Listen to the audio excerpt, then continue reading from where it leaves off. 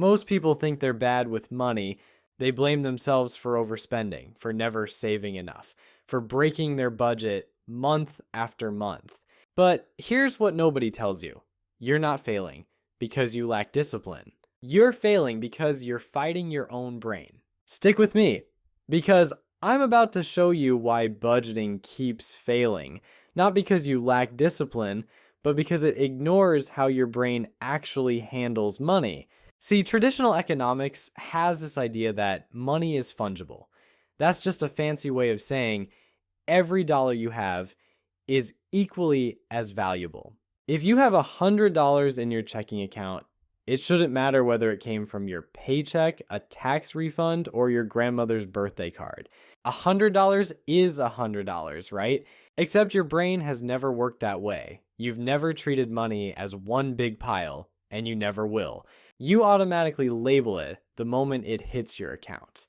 There's rent money, food money, fund money, emergency money. That untouchable money you're saving for something specific. And here's the thing. This isn't a character flaw. This is how humans create order when everything feels uncertain. In 1985, an economist named Richard Thaler published a paper that would help birth an entire field of study. It was called Mental Accounting and Consumer Choice, and it did something radical for its time. It formally challenged the myth of the rational actor. Thaler showed that people don't just create these mental budgets randomly. They do it to manage self-control, to protect themselves from risk, and to regulate emotion around money. This wasn't irrationality, this was survival. Think about how this plays out in real life. Someone gets a tax refund and immediately plans a vacation. But their regular paycheck, that's serious money. That goes to bills and groceries. It's the exact same currency, but it doesn't feel the same, so it doesn't get spent the same way. Or here's another one. Someone carries credit card debt at 20% interest while keeping money sitting in a savings account, earning 0.5%. On paper, this makes no sense. Pay off the debt, obviously, but emotionally, that savings account is their safety net. It's their don't touch money. And touching it feels like losing control, even if keeping it costs them more. People will refuse to dip into their vacation fund even when they're stressed about other expenses. They'll guard that money like it's physically separate from the rest of their finances. And you know what? It is separate. Not in reality, but in their mind. And that's where all financial decisions actually get made. This is only half the story. Most people miss why this behavior exists in the first place. Money isn't just numbers. Money triggers fear. It triggers shame. For a lot of people, it triggers memories of scarcity, of not having enough, of watching their parents fight about it. Mental accounts aren't just categories. They're emotional boundaries. They reduce decision fatigue.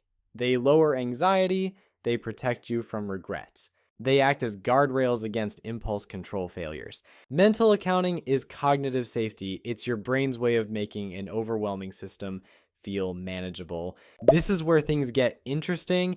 If mental accounting is this hardwired in us, this protective, this fundamental to how we process money, why do most budgets completely ignore it? Traditional budgets are built on 3 massive assumptions. First, they assume you'll make rational decisions. Second, they assume you have perfect self-control. Third, they assume you're emotionally neutral about money. None of these things are true for anyone. Then they try to collapse all your money into one giant spreadsheet and eliminate the very categories your brain needs to function. The result? Constant internal conflict. Guilt after every purchase, the classic cycle of, crap, I failed my budget again, so I'm just going to quit. The budget isn't wrong. The design is, but this next piece is where the power really comes in. You know those old school envelope systems where people physically put cash into labeled envelopes? They work.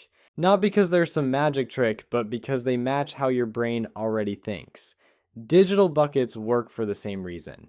Sinking funds, where you slowly save for predictable expenses instead of getting hit by surprise costs, they reduce stress because they eliminate the emergency panic. These tools don't create discipline from nothing. They externalize the mental boundaries that were already there. They take what was invisible and make it visible. They turn your psychology into your system. Here's what changes when you get this right. When your mental accounts are unclear, every single purchase feels dangerous. Money anxiety stays high because you never know if you're making the right call. But when your mental accounts are clear, spending feels intentional. Guilt decreases because you're spending money that was already designated for this purpose. Your sense of control increases, and that feeling of control, that financial calm, it doesn't come from having more money. It comes from predictability, it comes from permission, it comes from structure. Most people make one massive mistake here. They try to outlogic their emotions. They tell themselves, I shouldn't think this way. I should just be more disciplined. I should be able to treat all money the same. But mental accounting is not a bug in your operating system. It's a feature. Fighting it increases stress. Working with it increases stability. So let me give you 4 strategies, each one more powerful than the last, that actually work with your brain instead of against it. Strategy 1, name your accounts explicitly. Don't fight the labels your mind creates. Define them. Write them down. When you tell yourself, this money is for groceries or this money is for guilt-free fun, you reduce temptation because the decision is already made. The money has a job. Your brain can relax. Strategy 2, separate your money physically or digitally. Different bank accounts, different digital buckets, even different envelopes if you're using cash. Distance creates restraint. When money is all mixed together, your brain sees it as available for anything. When it's separated, even just by a few clicks or a different account number, that friction matters. It gives you time to pause. It gives your prefrontal cortex a chance to catch up with your impulses. Strategy 3, build a guilt-free account. This one is crucial. You need fun money that requires no justification. Money you can spend on coffee, on books, on whatever brings you joy without having to defend it to yourself or anyone else. This removes shame loops, which can be devastating. It also prevents the deprivation that leads to binge spending. When you know you have permission to enjoy your money in a controlled way, you stop feeling like a budget is a punishment. Strategy 4, assign money immediately. Unassigned money creates anxiety. Your brain doesn't know what to do with it, so it either hoards it out of fear or spends it impulsively to relieve the tension. But when money gets assigned, the moment it arrives, when every dollar has a clear purpose, that creates calm. It creates a sense of order. And order is what your nervous system is desperately seeking.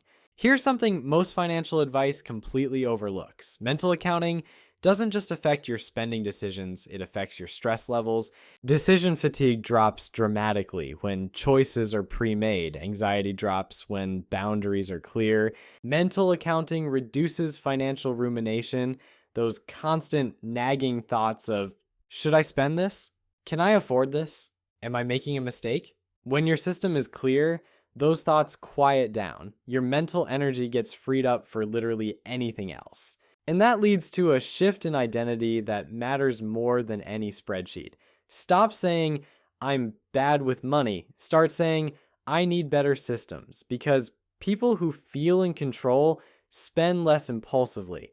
They save more consistently, not because they're more disciplined, but because they're less anxious. Control is psychological before it's ever numerical. Remember, the numbers follow the feelings, not the other way around. Budgeting is not math, it's behavior design. Mental accounting already exists in your brain. It's been there since the first time you had to make a choice about money. The goal is not to eliminate it. You can't. The goal is to formalize it, to take those invisible boundaries and make them visible, to build a system that works with your psychology instead of against it. When your budget matches how your brain actually works, money stops feeling like a threat. It stops being this source of constant stress and shame, and it starts feeling like what it actually is, a tool you control, a tool you understand, a tool that serves you instead of haunting you. If money feels stressful right now, it's not because you're broken. It's not because you lack willpower or discipline or intelligence. It's because no one ever taught you how your brain actually processes money. They taught you math and spreadsheets, but never psychology. And psychology is where every financial decision actually lives. If you like this video, don't forget to leave a thumbs up. And stick around for the next video where I break down more finance topics to help make your life a bit easier.